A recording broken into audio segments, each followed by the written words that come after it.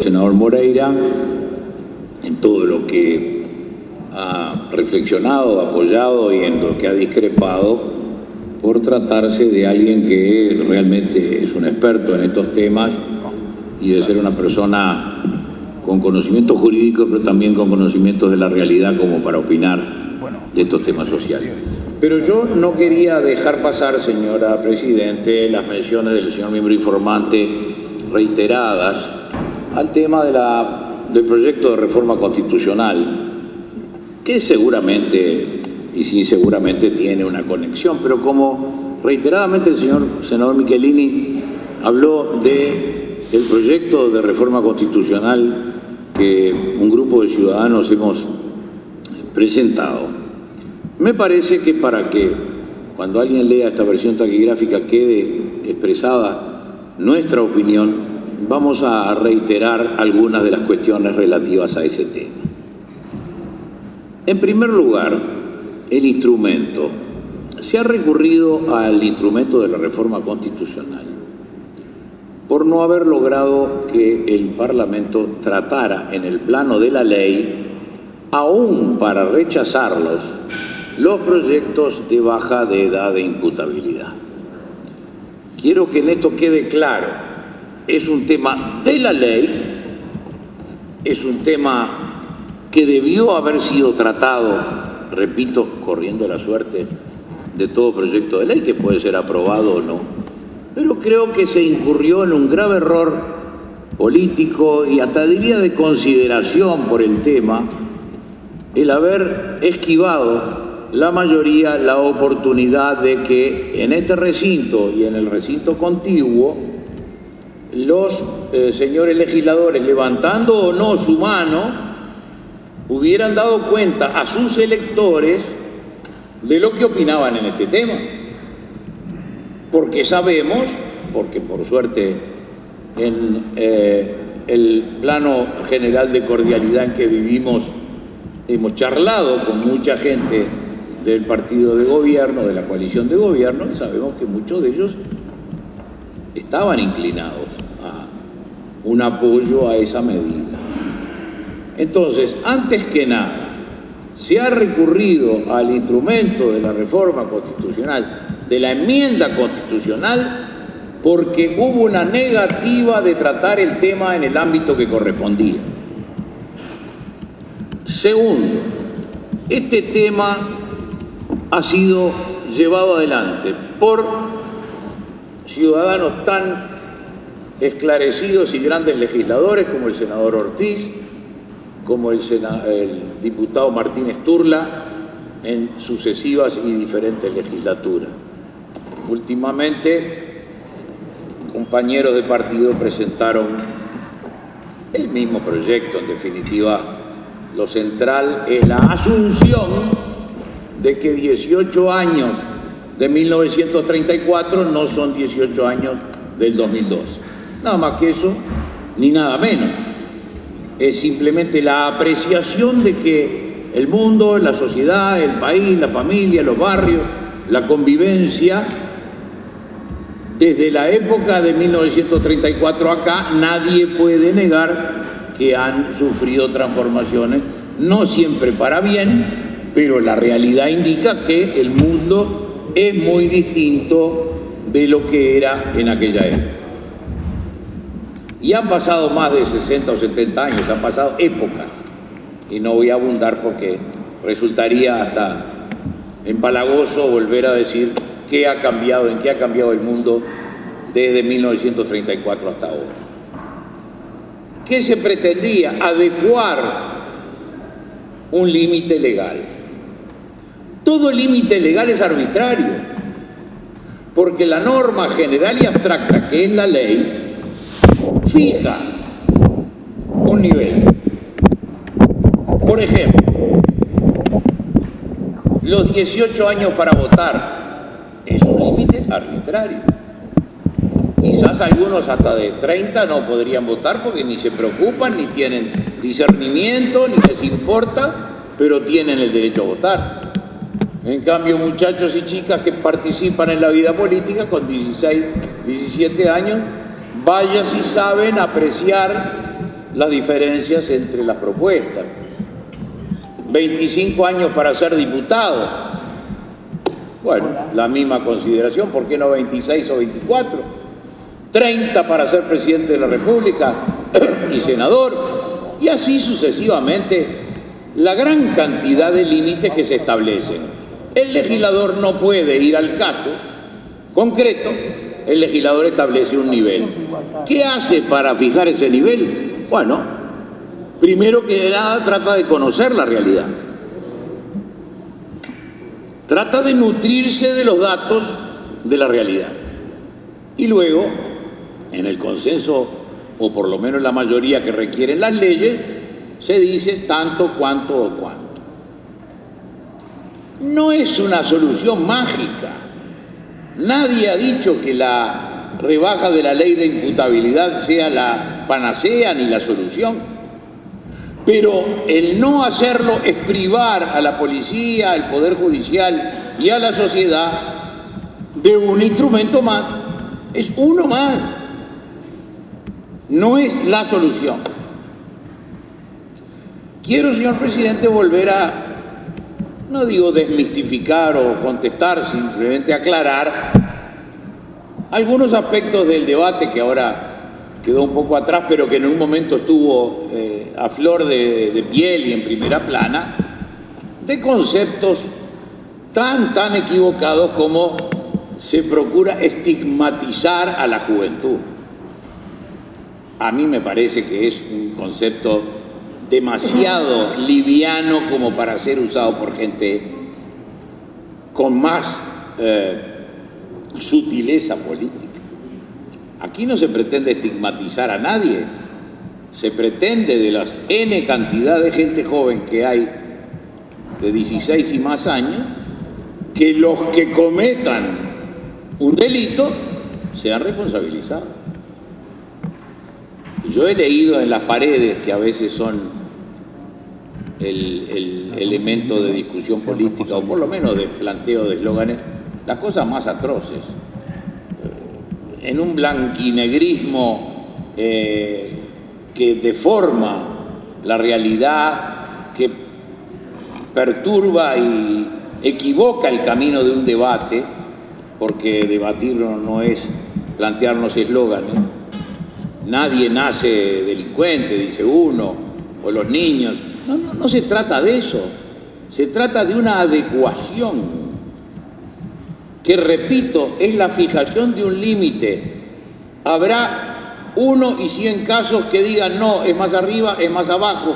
Mira este, a los 15 tenía discernimiento, mira este, a los 17 no lo tiene. Claro que sí, pero yo quiero que quede claro que si se ha procedido a utilizar este mecanismo es porque no hubo, por parte de la mayoría que nos gobierna, ni en el periodo pasado, ni en este, una oportunidad legislativa pública para que cada uno, repito, levantando o no la mano, le comunique bien claramente a sus votantes de qué lado está. No hay nada peor que no asumir la representación. No hay nada peor que escapar a la responsabilidad, y como en el Uruguay no hay abstención en el voto parlamentario, es a favor o en contra o no está, punto. Eso es lo que se pretendía. Claro que ese era el instrumento idóneo, pero hubo un obstáculo, un impedimento voluntario proveniente del querer esquivar la responsabilidad de levantar la mano o no a los ojos de la gente que va a estar mirando y de los medios que van a estar transmitiendo. La reforma constitucional, señor presidente, ha sido usada para muchas cosas. Similar circunstancia ocurrió en los años 87-88, cuando no se ajustaban las jubilaciones de acuerdo a lo que estaba vigente, y entonces los jubilados recurrieron. Claro que no es la manera de poner, de ajustar las jubilaciones, incrustarlas en la Constitución. Y buen problema hay ahora, porque antes había inflación y ahora no hay inflación. Bueno, todo ese problema de ponerlo ahí que ahora no tiene. Pero hubo que recurrir a esto porque la gente primero tiene derecho a recurrir y segundo, no le pidan que sea un jurista, un Jiménez de Arechaga a cada uno que firma, es lo que encuentra. Y aquí ante la alarma pública, un grupo de ciudadanos familiares de quienes habían sido víctimas de estos delitos, acompañados por un sector del Partido Nacional y un sector del Partido Colorado, hemos llevado adelante esta medida. Que quede claro entonces, señor presidente, que habiéndose mencionado el episodio, las razones, que no pretendo que se compartan en cuanto a la solución, pero nadie puede negar que no se dio oportunidad a la ley para ser tratada, no apoyada, tratada. Y ahí cada uno hubiera hecho lo que le parezca, como corresponde, y que el mecanismo era el que quedaba.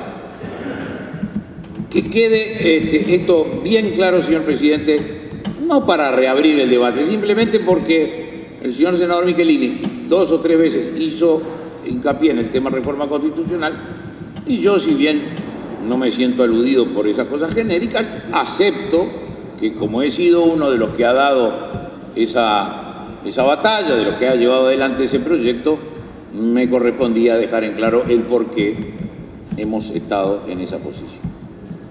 Y otro tema, señor presidente, este sí me parece importante e incluso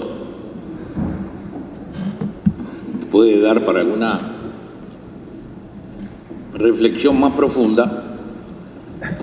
Nosotros, señor presidente, estamos desde hace 7 años gobernados por 2 versiones de una misma coalición gubernativa, que ha tenido la doble ventaja de tener mayoría parlamentaria absoluta. No la había desde 1967. Desde 1967 ningún partido ha obtenido, o coalición no ha obtenido mayoría parlamentaria absoluta, y el Frente Amplio la ha tenido por 2 veces. Y además ha tenido recursos casi ilimitados. ¿Y por qué recuerdo esto? Que todo el mundo lo sabe, pero nunca está de más recordarlo y remacharlo, porque todos los demás gobiernos fueron prisioneros de la oposición, que en cualquier momento podía derribar ministros, presionar, como se hizo para aumentar el gasto, bueno, toda esa historia que conocemos y que muchos de los que están acá protagonizaron. Para referirme a un tema de derechos humanos, que es un tema tan cercano a todo el país, porque todos estamos del lado del respeto de los derechos humanos. Y la violación de los derechos humanos de los presos, constatada una y otra vez, tiene un principio de solución, que es la construcción del número suficiente de lugares de reclusión para que la vida deje de ser un hacinamiento que trae todas las consecuencias que sabemos. En el 2005, los legisladores del sector herrerismo fueron a ver al ministro José Díaz a llevarle una propuesta.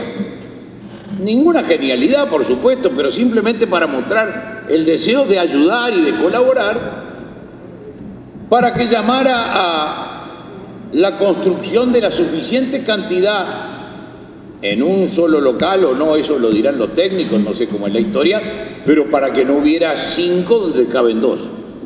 Primer derecho humano, no estar como fieras, sino como gente que está cumpliendo una penitencia, una pena, un castigo social. Y en materia de los menores, el Instituto de Rehabilitación del Menor, que creo que fue aprobado en el presupuesto último, yo no sé si se ha visto un llamado, pero ha habido más que tiempo para hacer un llamado. Y entonces todas estas medidas, las de esta ley o las eventuales si la reforma constitucional prospera. ¿Cuándo va a estar pronto el lugar, que tampoco puede ser una cárcel? Es un edificio con seguridades suficientes, pero que tiene que tener, dada la voluntad inequívoca de todos de buscar la rehabilitación, tiene que tener algunas características especiales.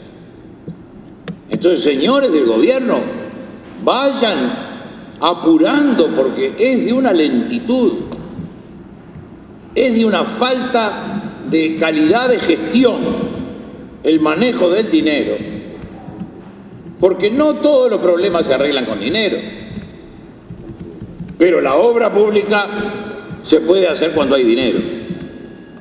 Y aquí tenemos un faltante, ya no voy a hablar de carreteras y todo eso, en este caso concreto, la obra pública tendiente a humanizar la cárcel, por un lado, y a preparar un lugar idóneo para la rehabilitación, no podían estar todavía en veremos, tendrían que estar ya prontas o a punto de culminarse, porque el tiempo pasa y no estamos hablando de hacer una obra de Niemeyer acá, estamos hablando de hacer una obra de arquitectos con asesoramiento técnico para esto.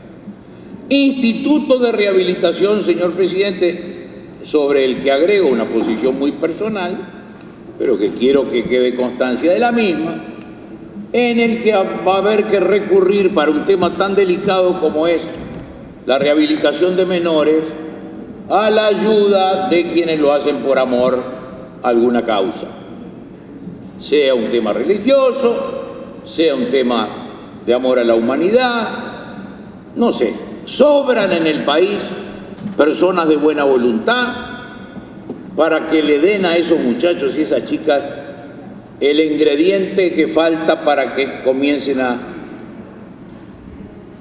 rehabilitarse, que es cariño, que es amor.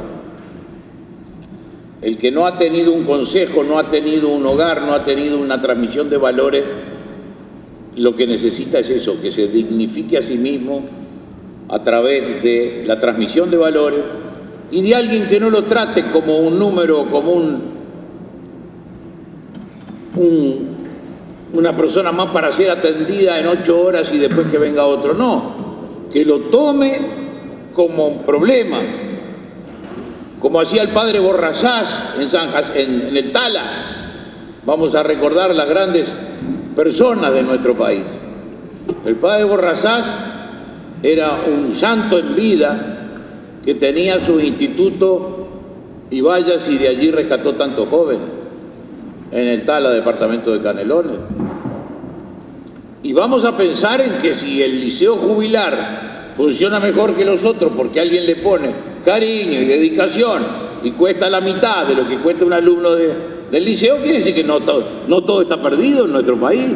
Bueno, algo similar, convocar a quienes lo hacen por un valor superior, porque entonces sí, el tratamiento va a ser a un ser humano, único e irrepetible, portador de valores eternos, alguien singular, distinto y separado de los demás, al que hay que, como hermano, sacarlo de la circunstancia en que está. Y que no me digan que el sistema del afecto, del amor, de la dedicación no es el mejor, porque está probado que así es. Era eso lo que quería agregar, señor presidente, y señalar que, repito, voy a acompañar a los miembros informantes de mi partido y que hago mías las expresiones del senador Moreira, pero quería dejar en claro, ante el envite que se nos formuló indirectamente, de cuál es la posición nuestra frente a esa convocatoria a la reforma de la Carta Magna. Es lo que había a mano dentro de los instrumentos democráticos. Punto de mira. Periodismo con identidad.